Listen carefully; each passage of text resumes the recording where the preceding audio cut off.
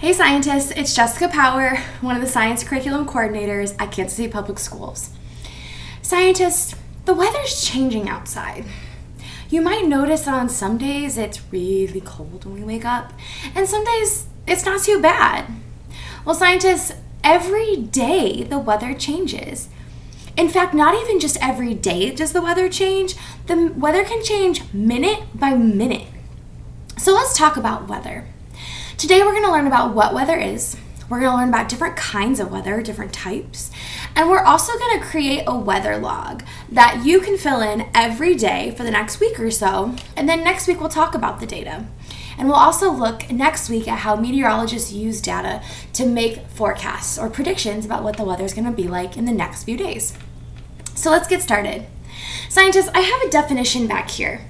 Our definition of weather is what the atmosphere or the air around us is on a day and place or a location.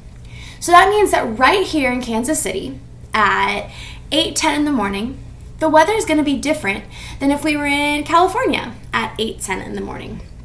And that's because the weather changes based on location and time. So scientists, that also means that at 8:10 right now, the sun might be out. But this also means that in 2 hours, it could be cloudy, or it could be colder, or it could be warmer. So the weather is constantly changing. Now, during different times of the year, we see similar types of weather. But as a whole, the weather is always changing. So scientists, with our definition of weather, let's talk about some types of weather. There are lots of different types of weather. There's lots of different types of precipitation or water coming down from the sky. There's different wind speeds that happen on a daily basis. And all of these different things impact our weather. So let's talk about these types of precipitations. Let's talk about wind. Wind can make a huge difference in how warm or cold it feels to us.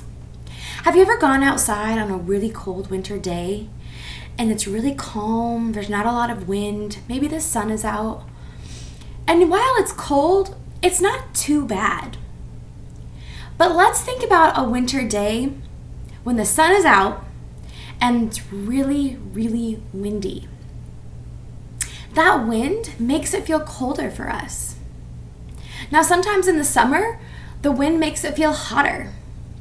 So depending on how hard the wind is blowing or what mile per hour the air is traveling, that can impact what the weather is like. Some days we don't get a lot of wind, and some days we get lots and lots of wind. Sometimes we know a storm is coming when the wind starts to pick up or it starts to die down. So the wind can be a factor or a part of weather. Now let's talk about precipitation. Precipitation deals with water. Now, scientists, in the air, or in our atmosphere, there's teeny tiny little droplets of water. And as those water droplets get high enough in the sky, they form clouds. So think about lots of teeny tiny little water droplets that come together when they get cold, and that's what creates the clouds in the sky. Now, scientists, at a certain point, those clouds get too many water droplets in them. Just like if you have a sponge and you put it under water, eventually that sponge is going to get too much water in it and the water starts coming out. Well, scientists, we get precipitation or water coming from the sky when there are too many water droplets in the clouds. Now, depending on the temperature of the air, depends on what type of precipitation or rain or snow or sleet or hail we get. So the colder the air temperature is, then we typically see snow. So in the winter time, when it's below freezing or 32 degrees Fahrenheit, we typically experience snow. Now in the spring or the summertime, when it's above 32 degrees Fahrenheit for the temperature, we typically see rain. And then there's some times of the year where it's right at the freezing point, or it's raining and then the temperature starts to drop and it turns into what's called sleet. And sleet is just that cross between rain and snow. It's not quite a liquid, it's not quite solid, it's a little bit of mixture of both. Now scientists, sometimes we do get ice here in Kansas City. And so what happens when we get ice is that the air temperature actually is warm and it's raining. But then the second it hits the ground or a car or any kind of surface, and that surface is below the freezing point, that rain freezes and that causes layers of ice. Now we get snow and we get ice and we get rain, but another kind of precipitation that we can get is hail. And you typically only see hail during thunderstorms. And thunderstorms are really, really cool because there's different temperatures in air. So those temperatures typically layer, or like warmer temperatures typically sit on top and colder temperatures sit on the bottom, and then we have the ground. Now hail forms when it's raining, but the atmosphere is cold and water droplets stick together as the rain is falling to the ground. And that creates layers and creates little balls of hail. So just to recap so far, we have wind that impacts temperature, or impacts our weather. We have different types of precipitation in the form of snow, sleet, rain, hail. And now scientists, we also have temperature. Temperature is how hot or how cold it is outside in the air. Now I want to make sure that we understand that's the air temperature, so the air around us. In your house, if you have a thermostat and it says that it's 72 degrees in your house, that thermostat is measuring the temperature of the air in your house. And you can feel the air. If you wave your hands in front of your face, you can feel the air movement.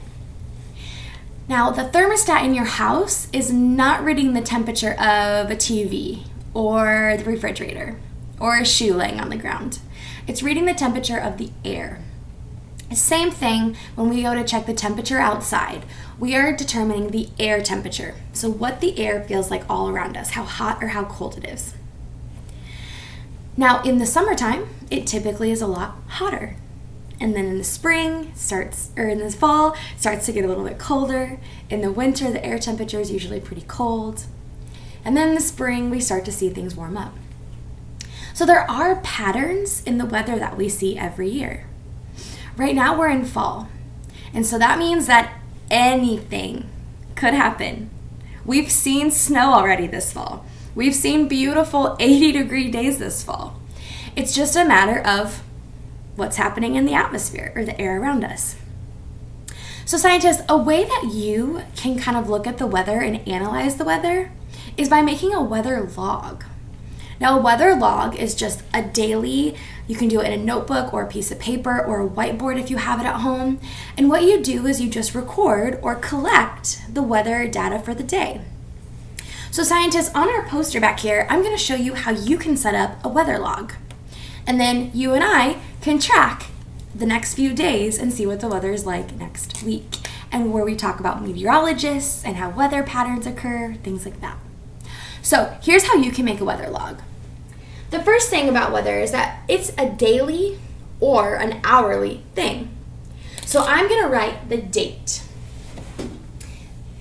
So we're going to have date. Then the next thing I'm going to write is the time, because we know that even though it might be 8:15 right now and it may be 42 degrees outside, in an hour at 9:15 it may be 47 degrees. So I'm going to write time.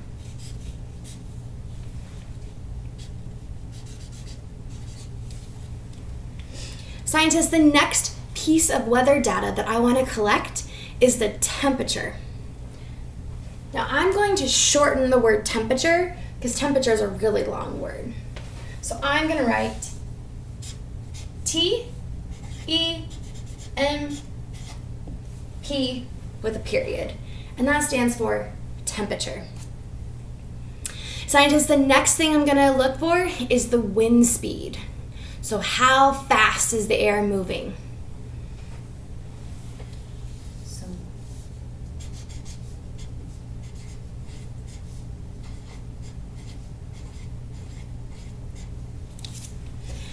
And scientists, the last thing I'm going to write is precipitation. We want to know, is it precipitating? And if it is, what kind? Snow, rain, sleet, hail. So what's happening in the atmosphere?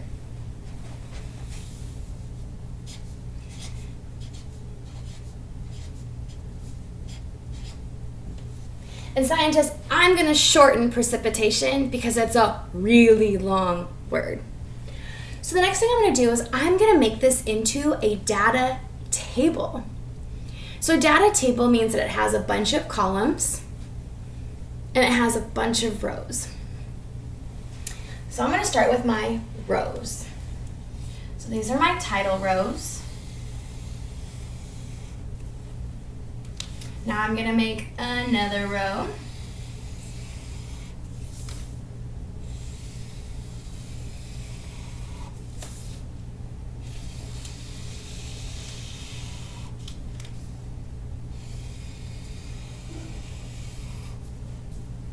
I'm going to keep making rows.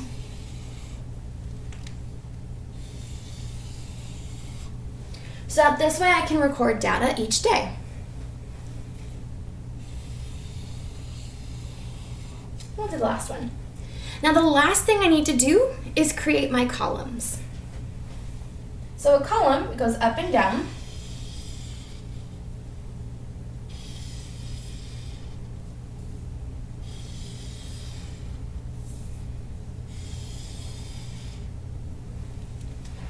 And here's my data table. Well, to fill in this data table, scientists, how we're going to do that is each day gets a row. So when I start filling in my data table, I'm going to write the date, then I'm going to write the time, then I'm going to write the temperature, then I'm going to write the wind speed, and then I'm going to write if it's precipitating, yes or no, and if it's precipitating, I'm going to write what kind. So scientists, this week we've talked about what is weather, we've talked about the types of weather, and we also have created a data table. Now scientists, next week I'll see you right back here. We're going to take a look at our data, and we're going to talk about meteorologists. So people who are on the news, people that study weather to predict what our weather is going to be like the next 7 to 10 days. Scientists, I'll see you right back here next week. Have a great day.